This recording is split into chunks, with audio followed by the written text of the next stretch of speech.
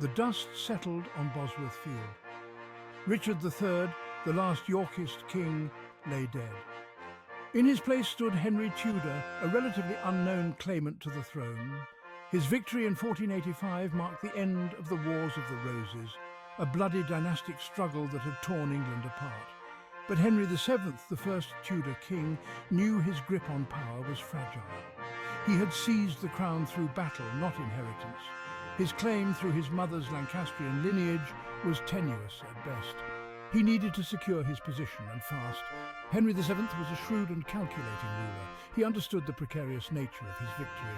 He knew that Yorkist sympathizers, disgruntled nobles and ambitious rivals could challenge his rule. To consolidate his power, Henry VII needed a weapon, a legal tool that could eliminate threats and deter opposition.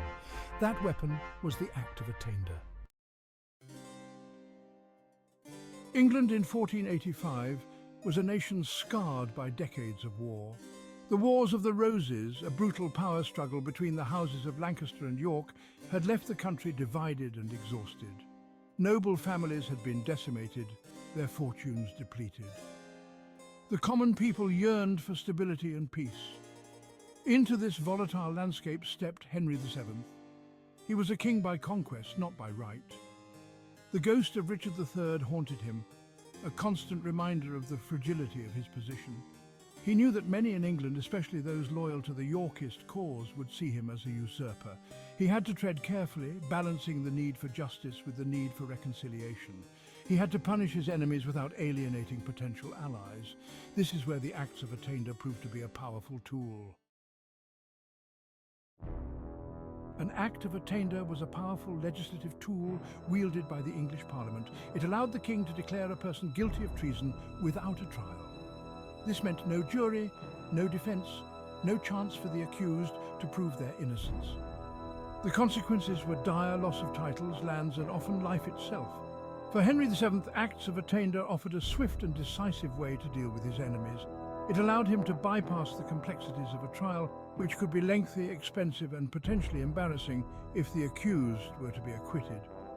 Attainder was a blunt instrument, but it was effective. It sent a clear message.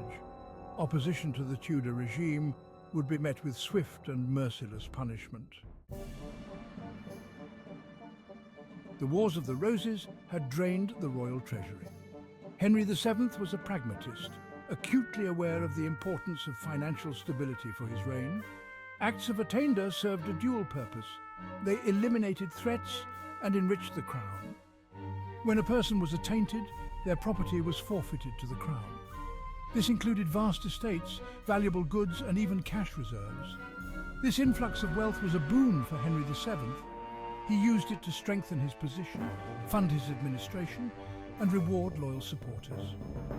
The financial benefits of Attainder were undeniable. It allowed Henry VII to consolidate his power without burdening the already war-weary populace with new taxes.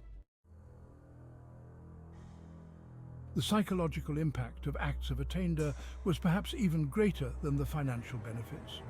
The threat of Attainder hung over Henry VII's enemies like a sword of Damocles. It created a climate of fear and uncertainty, discouraging any potential rebellion. Those who might have opposed Henry VII thought twice before acting. The fate of those attainted served as a chilling reminder of the consequences of dissent. Attainder was a preemptive strike, a way to nip rebellion in the bud. It allowed Henry VII to rule from a position of strength, deterring challenges to his authority before they could materialize. The use of Acts of Attainder by Henry VII had a profound impact on the Tudor dynasty and English history. It set a precedent for the Tudor monarchs who followed him. His son, Henry VIII, would later utilize Attainder with even greater ruthlessness, famously using it against his wife Anne Boleyn and his advisor Thomas Cromwell. While effective as a political tool, Attainder remained controversial. It violated the principles of due process and fair trial. It could be used for personal gain and political vendettas. The legacy of Henry VII's use of Attainder is complex and multifaceted.